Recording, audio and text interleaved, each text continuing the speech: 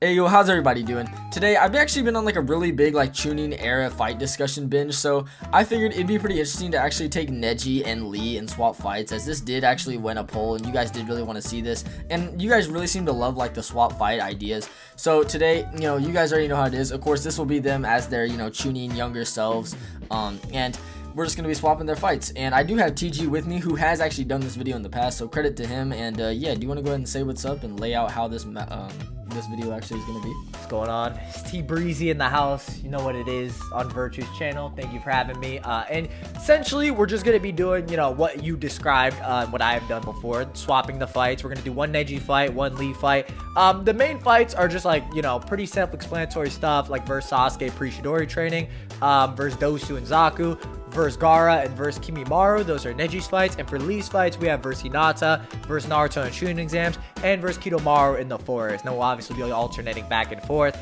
You guys get the idea. Pretty self-explanatory. Yeah, and I mean, I guess to kind of start off how they compare, I guess we can just kind of, begin with how does Neji actually stack up in relation to Lee? Does he stack up to the first gate, second gate, third gate, fourth gate, fifth gate, maybe even a sixth gate, or maybe the drunken fist or something? And I think it's pretty clear that like Neji is narratively implied to be stronger than Lee. Lee states that Neji is greater than himself and the top Genin was on his team, but was indeed Neji, not really himself. And Might Guy also mentions that Lee's fifth gate barrage leading into his reverse lotus is the high speed combo that's like the key to beating Neji. And yes, the Viz translation never actually mentions this, but his kanji is there, so most other sources do have it. And if you actually do translate yourself, you will find that this is talking about Neji. And Lee, just before this, actually notes that he was saving the fifth gate for Neji, and this is pretty interesting. And he also says like he's just gonna show him a sneak preview, meaning that there's also likely more to this, and Lee isn't just using it to its fullest here, as he wants to use that against Neji later.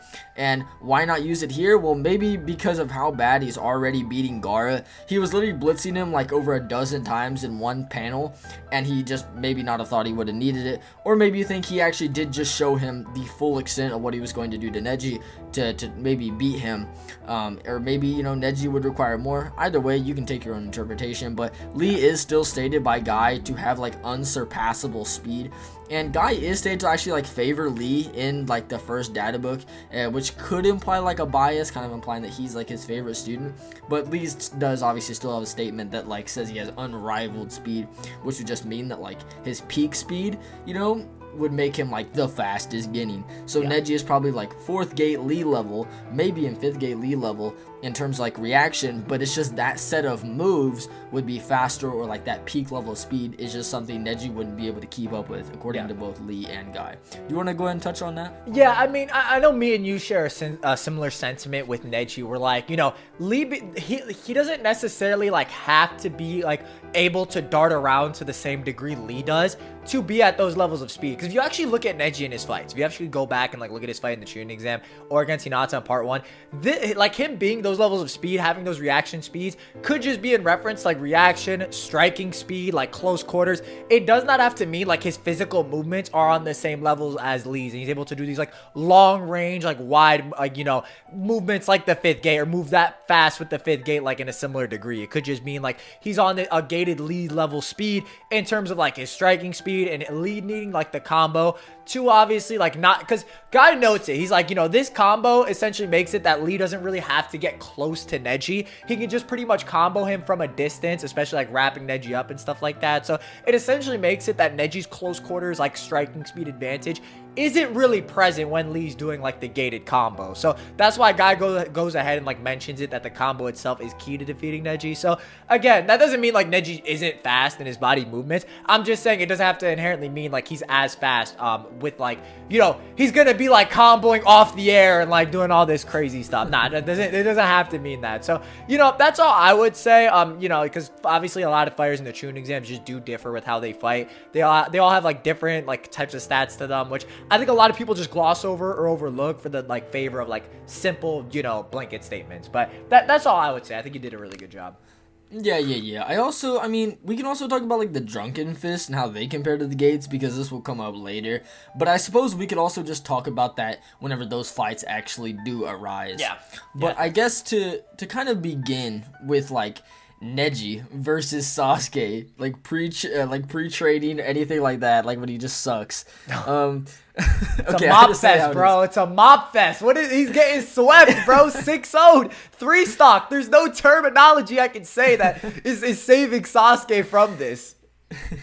I don't really know how to say this, but like Sasuke here is just massively below Lee. Just before this encounter, base Lee like completely intercepts this like no Sharingan Sasuke mid kick and like catches it with the other like random fodder who was like at the door, you remember?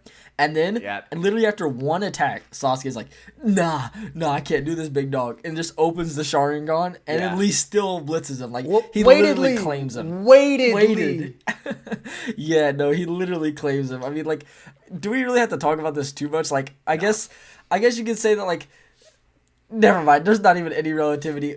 Neji There's no argument. There's no argument to be made. There's none. There's not a single one. There is none. Like, Neji obviously clearly scales to this Lee. I mean, at least to a base weighted Lee. I'd hope you'd agree to that. You know what I mean? So he's just gonna do the same and literally beat up Sasuke. But here we have Neji, who's implied to be greater, at least greater than a weightless Lee, who's compared to like a much stronger base Sasuke later. During like the finals. So I mean, bro. Neji just wipes. Yeah. I feel like this is like universally agreed, regardless of your opinion on like later tuning exam stuff. We can all come together, hold hands by the fire, and say like this Sasuke loses to Neji. Like we can all do that. Yeah, no, entirely agree. I don't think anyone's gonna contest this. He doesn't even have the Chidori yet. Like, nah, it's cooked. He has a big fireball, guys. He's gonna clap him up. Yeah. Now we do have Dosu and Zaku, the two sound guys, versus Neji. Oh wait, no, we don't. We have the Hinata one, right? The lead. Yeah. Yeah, I'll just read you this. Okay. And now, next up, after that, we actually do have a Lee fight. We'll kind of be swapping them back and forth. And this is going to be Lee versus Hinata in Neji's position. And I think maybe not as bad as the last one, but Lee also just, like, claps here. Do you want to talk about why Lee just probably whips up Hinata? Yeah. Well, first of all, before I get into that, I just want to say, like, I'm of the opinion, I do not think Hinata scales to Neji.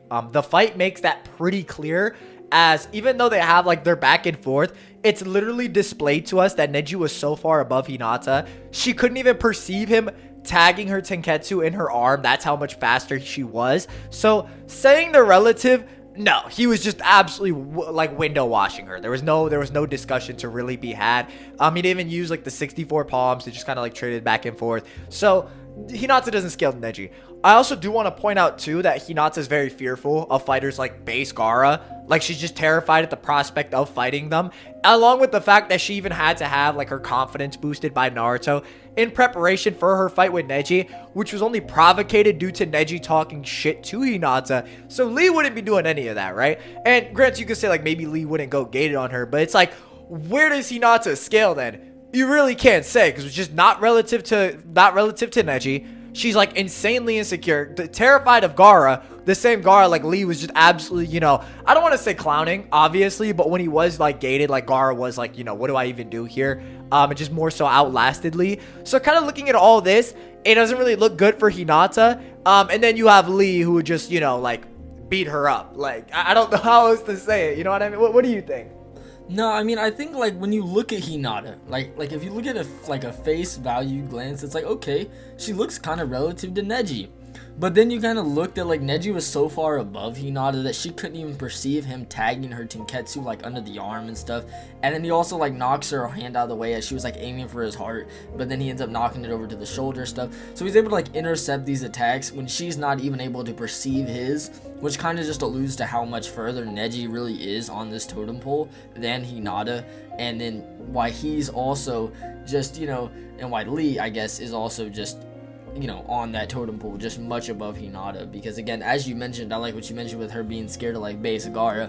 This being a base Gaara that Lee was able to like actually mess up with just his weightless form, able to start kicking through the sand and whatnot and blitz behind him and punch him. Kind of like how Sasuke mirrors to do later in the finals, which is actually pretty interesting. So Yeah. I mean, I guess if you think that like Hinata really does skill to Neji, you might be able to say that like she can hit Lee's Tenketsu, especially if he goes into the gates for whatever reason. Again, if you think she skills to Neji and he's gonna need the gates, then the gates would make his Tenketsu like more open and easy to see with her Byakugan. Yeah. But I mean, I think it's never ever gonna come to that. I think that Lee should just beat her up pretty quickly. Yeah. Maybe even use like a Lotus or anything like that. And I think it's pretty much just over. Do you have Yeah. any like thoughts on Hinata? I mean, the last thing I would say too, because I know we mentioned like the base Gaara stuff. I also want to add to this too. Like, it's not just Hinata. Her whole squad actually thought they were about to get soloed by Gaara, like when he was about to attack them. Like all three, even Shino, who in my opinion was the strongest member of that group. So I don't know if you're on the similar page, but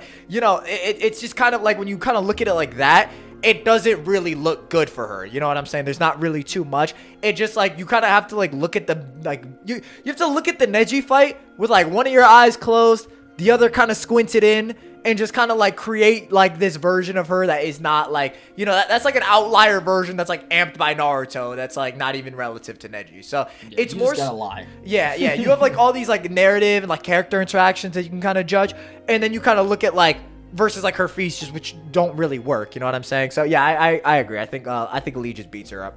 Yep. Next, we do have Neji versus Dosu and Zaku. And yeah, I guess similar to the last one, Dosu had a very similar problem that Hinata did, except he wasn't just scared of Gaara, he was absolutely murdered by Gaara, who actually like awakened his Shukaku. And I know the anime shows him going into like his Shukaku form, but the manga kind of just implies it. Yeah. So, you know, Gaara absolutely cooks Dosu, and this is like, you know, obviously this version of Gaara is likely stronger than the one that Lee fought. But we do still have like this old position of these two fighters being in the forest of death, and Lee was kind of just messing them up. He was more or less just like stunting on him, and it was kind of implied that like Lee is still a step above these two, meaning that Neji would also be a step above these two, with him also being able to like hit their chakra points and everything like that. Zaku doesn't really do anything like impressive. He literally just gets his arm snapped by like this pre-Chidori like training Sasuke, with him now having the curse mark, I guess, you know, so maybe that's something, but I mean, still, you know what I mean? So, what do you think? Do you want what do you think about this? So, something I would like to add is that like Neji so Neji sees like Sasuke bodying the sound form, or the sound ninja, right? He's like, you know, gauging Sasuke's like chakra levels with his Byakugan. He sees his level of speed, and after this whole encounter, he just notes, he's like, yo, Sasuke by his own abilities, he's a formidable foe. So even if you just go with like the most bare bones interpretation and just say like that Neji's relative to that Sasuke, that would still be enough to clean like the sound ninja. Like this is what Neji like. Someone who just literally soloed them is what Neji thinks is formidable. So kind of look, and like again, this isn't like too much cap because Lee also just thinks Sasuke is insanely impressive, even with the context that he has the gates, the fact that Sasuke soloed them. So kind of looking at it like this is more of a feat for like a Neji and Lee type character anyway, and this is what they more so like is kind of like normal for them. This is what like they find as kind of standard. So kind of looking at it like that, and the fact that Neji, like, if you can't like Neji having rotation at this point in the series is kind of debatable. We don't really know. If you assume he does, it just makes it so a lot of the long range like sound based jutsu aren't really that effective. He would be able to block them and just repel the chakra into a spin. If you don't, I mean, then Neji's just gonna get in close, just kind of like Lee did. Because if gated Lee or like weighted Lee is able to get in close on Dosu, then Neji would. And unlike the original fight, Zaku like cushioning the ground or doing anything isn't really gonna do too much for Dosu, who just had his Tenketsu attack and blocked. You know what I mean? So it isn't really gonna do too much. And then Dosu was also just kind of like, you know, shitting himself at Neji. So I think kind of looking at all this, like, it's just kind of like, you know, paints like Neji would do very well here. Yeah, no, I completely agree. Even if you want to like think of something, we have like this like Lee who's going into the gates, and he's thinking about the opponents he wants to face, you know, and he's already seen this Sasuke, this curse mark Sasuke, just bully these guys, and the first person he thinks of is Neji. So, you know, you could also imply something there, like whenever he thinks back in the Gaara fight. So I mean, I think it's pretty clear that Neji would just be able to beat up Dosu and Zaku, shut down their chakra points. They don't really have anything to get past his rotation. Like, one thing you could also bring up is this rotation should be able to knock away like the the sound waves. As even like you look at like you go to like the forest with the sound fort, right? And you have like Tamari being able to like literally like blow away sound waves. So it's definitely like plausible, you know. And while these shock waves that Dosu like actually implements are a little stronger, I think it definitely just taking Neji's like defense, it's kind of just above all these base fighters, you know? And while I don't think the comparison to Gaara's is all that, like, I guess, you know, genuine, and we'll talk about that in a minute, Yeah. I do still think it's above these, like, lower end tier fighters. So, Yeah. I definitely think Neji just wipes, yeah.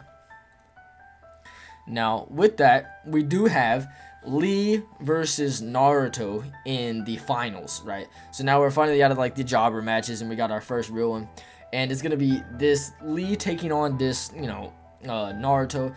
And I guess, should we give him the QB amp? What do you think? Do we give him the QB amp? We could talk about both variations since Yeah. like Naruto did go through like chakra control training, or not chakra control. He basically like learned how to tap into the QB chakra at will, or just like kind of figured out how to like, you know, put himself in a position to kind of utilize it. That being, he utilizes all his chakra so that he could like force the QB chakra out. So there could be a situation where we actually see Naruto just kind of like expend all his chakra just in order to get a stronger variation of chakra. But we can also talk about like so it's not insane to say he uses it. Like it doesn't just come from his Tenketsu being blocked. So we can talk about both. I think that's entirely fine.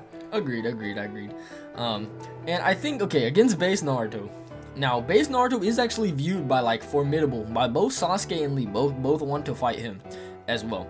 But if you take out, like, the top tiers, and then now you consider this base Naruto one, he is by far the lowest of them. Yeah. This base Naruto kinda sucks. He was getting absolutely bullied by Neji, and it wasn't close. Literally, he was just throwing around Naruto's clones, everything, moving around the diversions. Neji was absolutely just, like, no diffing Naruto.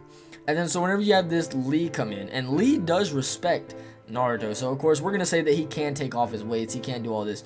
If he goes into weightless, you know, he's probably going to be blitzing around this Naruto just based on how this bad, you know, Naruto actually compared to Neji, and where Lee compares to Neji. If you do think, you know, maybe he's not completely below Neji in base, then Lee could just open the gates up and literally just like slaughter him. Yeah. And I do think like if Naruto doesn't get the QB amp, I think Lee can just, you know, beat him to the ground, to the like the match is stopped or he's, you know, killed or whatever.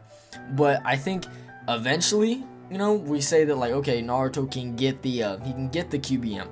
Then I think this becomes much more questionable because if he gets the QB amp, then Kurama really starts healing him a lot more. And of course, Kurama does heal him in base. We see this in the Land of Waves. But of course, you know, here it's going to be a lot more prevalent with this chakra that he notes is even stronger than whenever he was training. So this is like, this is quite like an amp because this like Naruto is arguably even like above Neji. I know a lot of people do subscribe to that, and the only time you can really show like relativity is kind of just Naruto just weaving him around, and then whenever they kind of like do like a little jump clash, I guess that's really it. They do have their main clash where like they got like more or less equal forces, but you know, you can look at Naruto's punch and how it's actually formed, and it kind of alludes to being maybe not at full power or anything, but that's kind of interesting. But I think Lee's fifth gate, right? It's mainly a speed technique. This is what makes Neji a great fighter. Is Neji has this speed, or close to speed, but he just has this, you know, durability negating technique.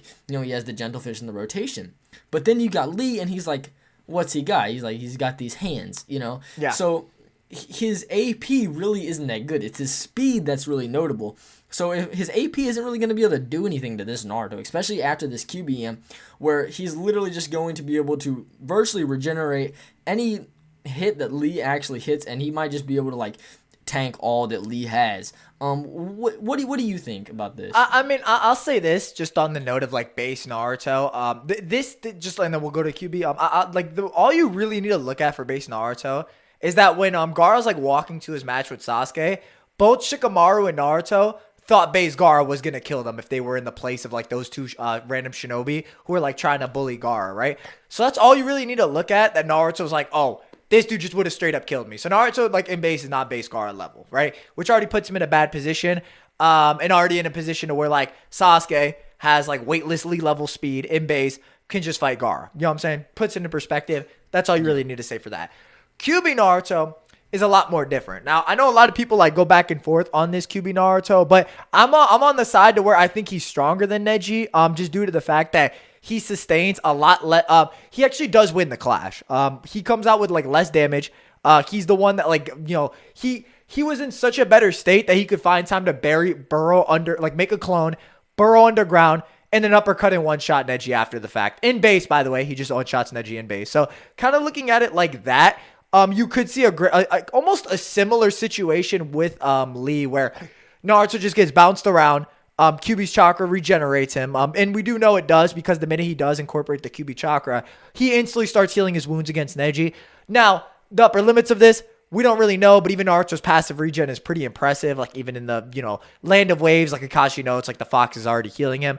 So kind of looking at all of that, it does paint a pretty compelling picture that like Naruto might actually even be able to like clone swap himself in a similar position, because even Lee notes the problem with the gates is that he leaves himself open or susceptible to counterattacks or like certain things happening to him. That's also why he notes like Sasuke Sharingan almost makes him superior in a couple different ways, because he's not able to do that. And that's where like the whole like him being like a Uchiha does come into play. So kind of looking at all that, Naruto does have a lot of options, and I like a lot of what you said with the regeneration point. Like there is a lot to say, and you can argue like Naruto does force out the QB chakra. He can just expend all his chakra versus Lee, force him into the gates. Best win con for Lee is that he just beats up Naruto before Naruto can do this, before he can get into the QB chakra. Yeah. It's still possible, mind you, if Naruto's in QB chakra, if he does incorporate that. It's just one of those things where like Naruto is pretty insane with the regen at this point, so there is a good case to say like, oh, this Naruto would just be able to regen everything. This is also consistent if you go off the idea that like Sasuke can like quote unquote hit harder than Lee, off his ability to fatigue Gaara with his physical blows much quicker than Lee did and like force him into the sand coffin. If you go off that as well, that also like that also kind of puts a bad look on Lee just with how much he can hit or how hard he can hit. So kind of looking at all of that, there is a decent bit of evidence to say like this Naruto might be able to just, regen, outlast Lee, but then again, you could just argue Lee as well. Like it kind of depends on a lot of different things. Yeah. I mean, one thing you mentioned that I also kind of touched on was like their clash, which is like arguably like the most like straightforward clash they actually have. So it's like the most straightforward measurement of comparison. Yep. And you'll actually notice that Neji's arm is at a full extension in the clash, and Naruto's is like fully cocked back. Like he hasn't even punched yet. Yep. So he's kind of just running into it. And literally, as you mentioned, he comes out better. So yeah. I think, I definitely think Naruto is going to be the one to definitely take this match a lot easier than what, like Lee could. So can I add to that real quick too? Yeah. Because the anime makes a difference here where like Neji and like Naruto like clash like straight up. In the manga, I need you guys to know, Naruto doesn't even make contact with Neji. It's like his chakra that you know what I'm saying? Like it's literally his chakras just colliding.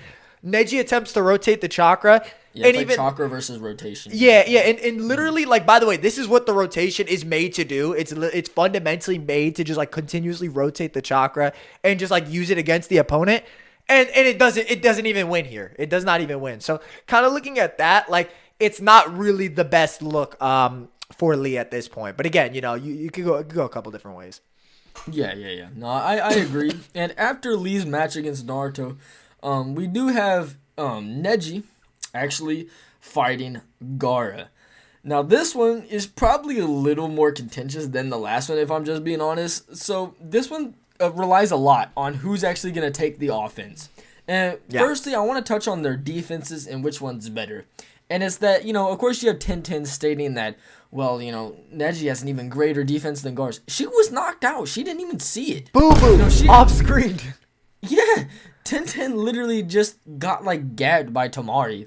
So, she didn't even see it. She has no clue how dense Gaara is implementing the chakra into his sand. No idea how he's using it. So, she just is guessing that what she saw was like the base chakra, which is also pretty consistent with like the data book, in the first data book bringing up the rotation and like how it is the ultimate defense even compared to Gaara's, which is probably just referring to like the base sand that kind of just goes around him, not the ultimate defense that he actually does bring out against Sasuke, which is kind of consistent as like when Sasuke pierces him, the chapter synopsis literally is just hailing it as like the ultimate defense. Yeah. Kind of implying it's a step above. So it's just that sand ball that like the Chidori pierces is probably just greater than this other, whatever sand. And this is what, Tenten is thinking back at. Or that's like what like Kishimoto's like writing through her. Like I definitely think it's one of those moments like, oh, you argue in character, like obviously she doesn't know.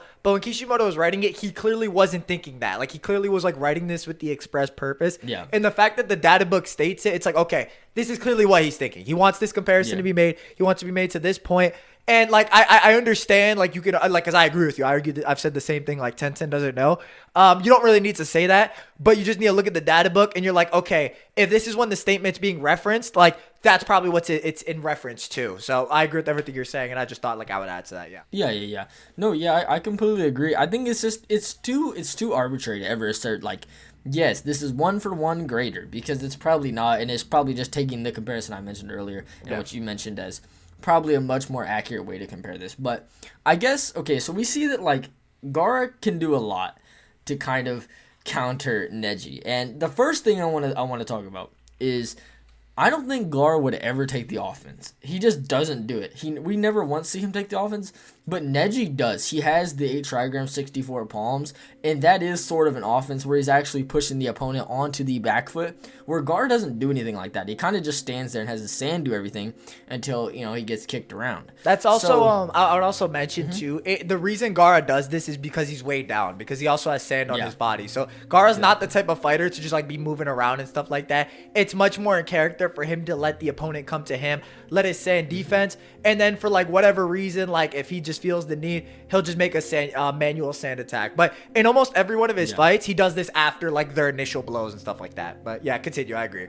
Yeah. It definitely eludes the idea that if Gaara would to actually, he would go on to take the offense, he would be at such a disadvantage just because, he does have all this sand weighing him down, and especially against a fighter like Neji, who he also does hold as strong. He brings it up in the Naruto fight, like bring out the power used against Hyuga, stuff like that. So we do have like this idea that Gaara does revere Neji as strong, or at least thinks as much, and he's probably not going to just be taking these chances, know? So Kankuro makes a similar note too in the Chunin exams. He also notes like after he sees Neji fight, he's like, oh, there's another monster similar to Gaara. So there's almost like this narrative comparison that like Gaara's this big bad, but then you also have like this other bad like in the form of Neji. So you have these two monsters that like everybody's like are hyped up in the Chunin exam. So I agree with that sentiment as well.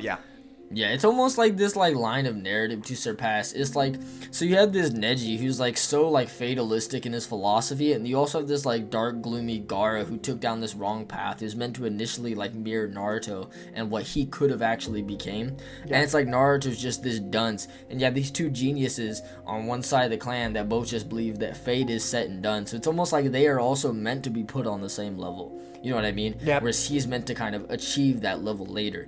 But I definitely think they are very comparable. But I think, again, I just think that Gaara won't take the offense. I think Neji will have to do that. So could, Neji actually shut down the chakra points? Well, I don't know. I think he actually can get through the base sand. I think he gets through the base sand rather easily, as we know that like whenever he has to scale these 4th gate, 5th gate levels, so it would be more or less these like punching speeds, these reaction speeds, and things that require like these 64 palms movement and the rotation movement that's actually like Neji's speed that probably rivals this 4th gate that Lee's actually needing the reverse lotus to get through, or at least that combo to get through. So this means that like, Neji probably will get through Gaara's base sand. I see no reason to why he actually couldn't get through his sand. But I think whenever it comes past that and he starts to actually take it off himself or going to like the last resort, I do think it becomes a problem. But what do you think if he just decides to go or move away from his like normal sand and start to use it in a different manner? What do you think happens? I think Gaara offensively is a big issue for Neji. Again, assuming he has like rotation,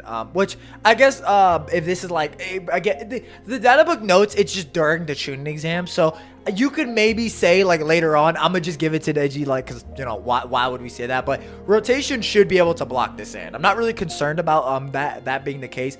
Even like base Lee was able to like defend against it minorly with like no additional defenses. So I don't think that's the issue. And you see later on for Neji, he can like defend against like Kimimaru's chakra weapons, or Kidomaru, excuse me. So that's not my main issue. My main issue is like large scale scanned attacks are a big problem for Neji. This series has always treated like long range versus close range fighters as like close range fighters are always at a severe disadvantage. This is the case with Neji versus Kidomaru. It's also just stated in the data book with Sasuke versus Deidara. So kind of looking at it like that, yes, rotation would prolong it, but once Neji gets caught in like any amount of sand, it's kind of cooked. Like, there's nothing really like stopping Gaara from just sand burialing or just like breaking off, like, or breaking one of Neji's arms or one of his legs or anything like that. Especially if he just uses like the large scale sand like he did against Gaara that just like covers the entire, like, almost the room, like a wall in front of Neji. So an offensive sand approach from Gaara is very problematic. It's very problematic for him. And it would just present a lot of issues. So, and the thing I want you to understand too is that the Chunin exam room that they were fighting in is much smaller than like the giant sand arena that allowed Sasuke to kind of dart around as well. So Neji would not also have like that luxury. So I think it would present a lot more issues, and while I think Neji could defend against it, it presents a lot of problems for him. Yeah, no, I completely agree. I think his Byakugan does aid him and the ability to actually see through the sand and see what Gaara's kind of doing. But I think eventually, if I had to say, I think Gaara can just overwhelm him or catch him off guard, kind of similarly to how he did to Lee. Even if they think that Neji can just move around like this constantly, I think that he really won't have anything to get past Gaara's like ultimate defense if it ever came down to that. And I think he actually, as you mentioned, can sand coffin. To even if it doesn't mean to fully kill him, to do something like he did to Lee, where he took the arm and the leg, or like how he did to Deidara, with him taking the arm. So yeah, I think that's pretty interesting. But I would say we probably give this fight to Gaara, more or less. Yeah. But next up, after that, we do have our final match for Lee, and this is Lee versus Kidomaru. Woo! And this will be, Go ahead. These Sound 4 matches are actually pretty contentious, and I do want to firstly start off by talking about the gates compared to the Drunken Fist. And as for the Drunken Fist, during the Kimimaru fight, it seems to be like slower, right, than the gates. Gaara implies that he was a lot quicker when they last fought, even while Lee was still in his alcoholic state and whatnot. So he's kind of like, used to be sharper and quicker than this when we last battled, which again just kind of implies that he's like, he doesn't think this Lee, who is drunk at the time, is on that level. But in the Shippuden movie, Lee actually has to battle off against this one spider dude named like Gitai or Jitai, and essentially Lee does battle him in base, the 5th gate, and literally just pummels him into the ground so bad that the other dude gets up and basically just says he'll destroy everything. And then Lee kind of just falls off a cliff because he just starts ripping up the ground. And whilst midair, he thinks back to Might Guy giving him this seemingly easy to consume alcohol. It looks like chocolate, like literally, in case he ever gets in trouble. And Lee decides to take this alcohol rather than risk death against the 6th gate. And this alone doesn't really mean that the 6th gate, wouldn't grant the amp that the alcohol would, just that it wouldn't have those repercussions that the 6th gate could. So it's literally just like, okay, maybe they have comparable amps, right? Maybe they do have comparable amps, but Lee is saying, I just need a little something to be able to get out of this. What can I do? And he's going to decide to take the alcohol rather than the gates because of the repercussions that they have. And this piece of alcohol is also, like this chocolate, is literally combat applicable. The alcohol that Tsunade gave Lee for his injuries really wasn't, and he just happened to take it whenever he was supposed to be taking it easy, as noted by himself. So she literally gives him this alcohol, and she's like, and he's supposed to be, in bed doing whatever that, the hell he's doing. But instead, he goes out to try to rescue Sasuke. And then he also does note, again, that he has to take it easy. And this could mean that, like, the alcohol in the movie is comparable to an increase at, like, the 5th gate, or slightly above, or, or just, again, slightly above the one that, like, he fought Kimimaru with. And that one is just more of, like a weightless area of increase, as this one isn't really combat applicable like how the one he used against Gitai was. So And I think that's also a little more consistent with Guy giving this to him in case he ever gets in like trouble. You know, rather than him being like, you can just use these to open the gate or try to surpass your limits if you ever get in trouble. He's like, nah, you can just use this. Because again, he can recover from the alcohol. And whenever he goes into this alcohol from Guy, like the piece of chocolate, he tends to be under it a lot longer, like way after the fight. Compared to like, it actually kind of starts to like fade off during the Kimimaru fight with Gaara. But I've been talking for a minute. So do you want to kind of talk about what this kind of means for Kidomaru and him actually fighting Lee? Yeah, it definitely, oh wait. Oh, Kidomaru finally, yeah. Yeah, it definitely pretty much puts Kidomaru in a weird situation. Because you almost have to argue, like, Lee kind of gate amps almost off rip. Otherwise, like, listen, Lee is the same thing as Neji. They're both close range fighters, right? So kind of putting him in that similar position, it would be very difficult, especially with what Kidomaru has access to. He has his gold like spit that offers like armor. He obviously has his chakra webbing, which can slow you down. Even, by the way, I want to note this too. Lee has no counter for the chakra webbing. Neji was the only one who could do it. And even then, we know like Kidomaru can even shift the density and like the amount of chakra allocated to make the webs more durable. Fighters like Naruto, Kiba, Shigo, none of them could do anything. So looking at Neji's only real way to get around this was by like expunging chakra from himself or just like using like the gentle fist as like a scalpel and just cutting through. So kind of looking at it like this, it kind of like Lee really only has that option at the beginning. Otherwise, if there's even like that small amount of chakra webbing, it's just going to present such a big issue. And I want to note too for Kidomaru stuff, Kidomaru's just outright stronger than the Naruto and Neji that fought in the Chunin exams. He's just Neji outright states he's the strongest enemy.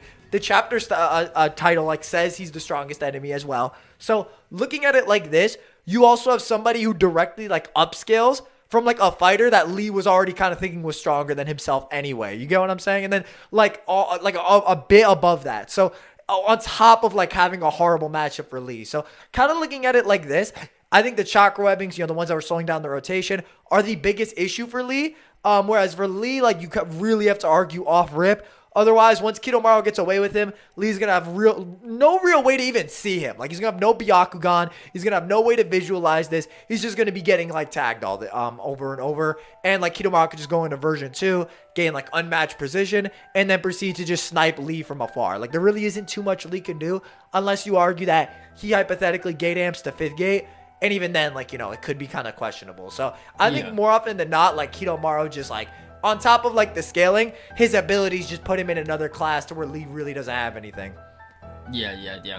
I mean, I think like even to say he could use the gates would just be like disingenuous because he kind of implies that he can't. He's like, I gotta take it easy, and he only uses like the first gate. I gotta risk it. It's like almost Yeah, so like him going even to like the third or setting an arbitrary gate like the third is probably not gonna happen. So it does kind of suck, but that just means there's really nothing that Lee can do. Like I'm trying to think of like avenues for like, okay, Lee might be able to win this way, but it's like it's almost the same thing. Like, okay, remember what we have with Naruto, like QB Naruto, like okay, Lee, let's say he goes 5th gate and he just kicks him until he drops dead and Kidomaru just walks off fine because he also does have, you know, the golden armor that he can literally just shield himself with, which is literally a golden armor. And that's not something Naruto had. And this was something that even stopped like Neji's like his like 8 trigrams. So this is pretty bad. Like I would say that this alone kind of just gives Kidomaru a very similar strat to what he did earlier. And you also got to notice that whenever, you know, Neji is reacting to this arrow, right, he only ever reacts to the arrow from a stupidly far distance, you know, and is also able to perceive the chakra going into the mouth. So he's able to almost precog it. And he slows it down and still just gets ripped straight through like his chest. You know what I mean? Like he's literally getting messed up. So it's like, okay, you take a fighter like Lee who doesn't have these things. So maybe, you know, if Kidomaru, decides to do this a little closer, then it goes a lot worse. You know, this arrow is literally just gonna blast straight through Lee and kill him. Lee's durability is also worse in the gates, which is just something to note. So I think this kind of just alludes that we think like Kidomaru would definitely win this match. Do you have any closing thoughts on Kidomaru? I mean, the main thing I would say that like people might try and do is like upscale Lee from QB Naruto, but I want you to understand a couple things. That QB Naruto had like split his chakra up among all those clones, right? So first and foremost, that's like all of those clones are not as strong as if Naruto himself fought. And that same Naruto is not the one that fought in the Final Valley against Sasuke. that Naruto is just like outright stated to be unleashing all his strength and is presented to be stronger. He's like unleashing shockwaves with his like voice alone. He's like, so on top of him being stated different, you can't really use this Naruto to like upscale, like, you know, that same Lee per se, because we also know that Naruto is much more QB chakra to the point where he's taking physical features as opposed to like the Chunin exam. So kind of looking at all of that, because I know some people might try and say like, oh, Lee's above Neji because he's outdoing a QB Naruto who has the features versus like the version that doesn't. I don't think that really works. And that's a Naruto who divvied up his chakra anyway and is weaker than the version that fought a stronger Sasuke. So it doesn't really work in that aspect. So that's the only thing I wanted to throw in, just like in case somebody brought that up.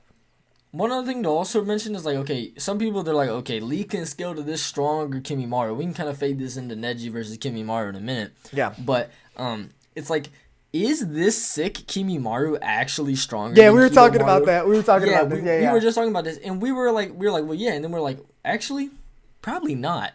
He's probably not, because it's like, okay, what does Kimimaru do in comparison? Okay, well, he scares Tayuya, who I guess Orochimaru compares to Kidomaru in the level of vainness.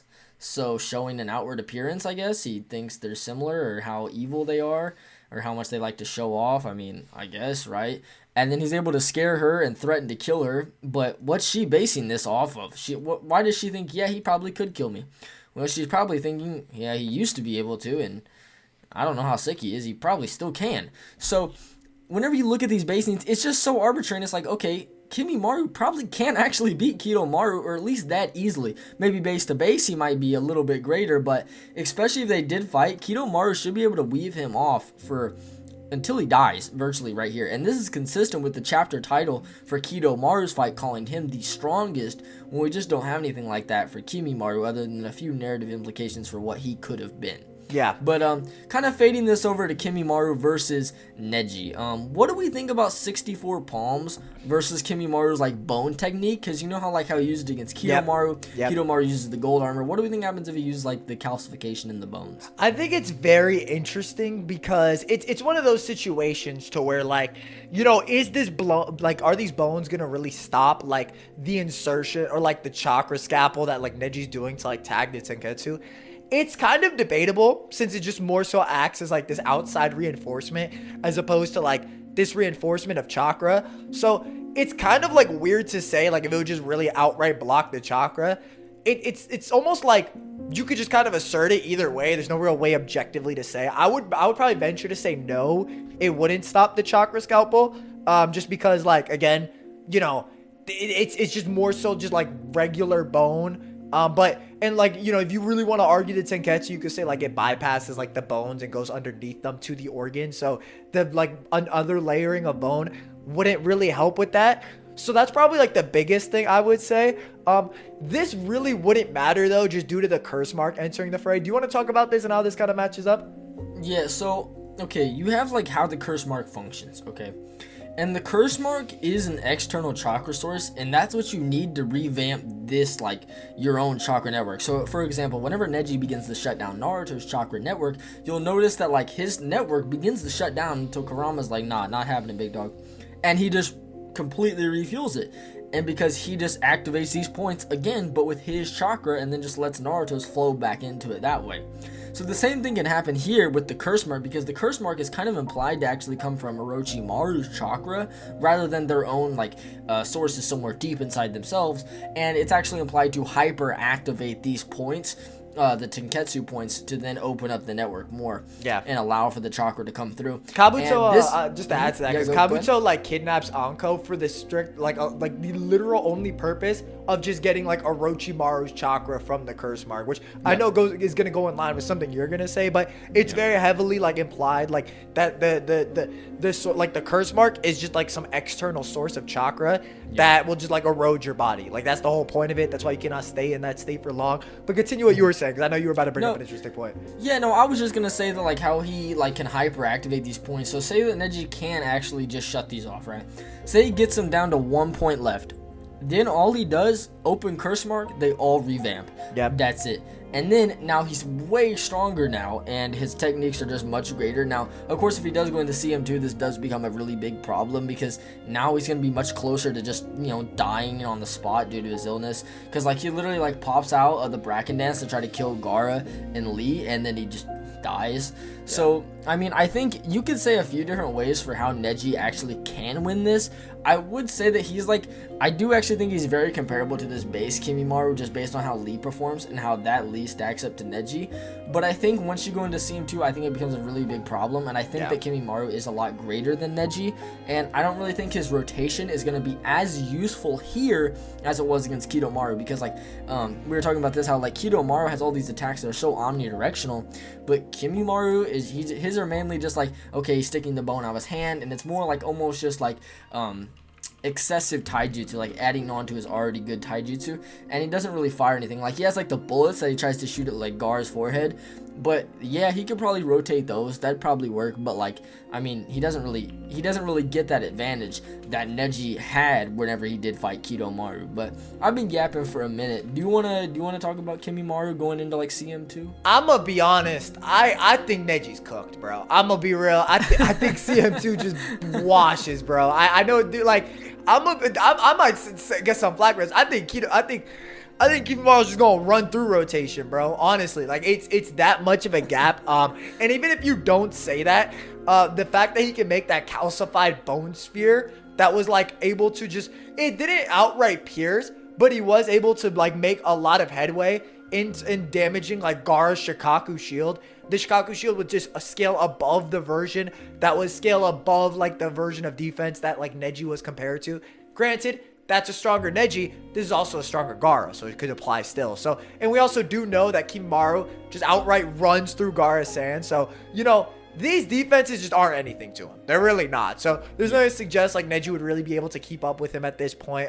Even damaging him may just be in a possibility, as Lee just tries to kick him and it does nothing. Like, Lee, and I know we touched on like Lee's taijutsu before, but even Neji's AP, right? Neji doesn't really need to rely on hard hitting technique. So him just like kicking dudes isn't really like anything. You know what I'm saying? It's more so just like him tagging their Tenketsu and stuff like that. So kind of looking at it like that, if Neji's not really able to do this and Kimimaru becomes aware of it, it's kind of cooked. It's kind of cooked. Like, he's getting ragdolled. So yeah, I think at that point, it's just like, there's no real discussion to be had. Yeah, no, I completely agree. I think I did actually mention how in my last video, which you should go check out, it's both the Sound Force Swap Fights, shameless plug, whatever.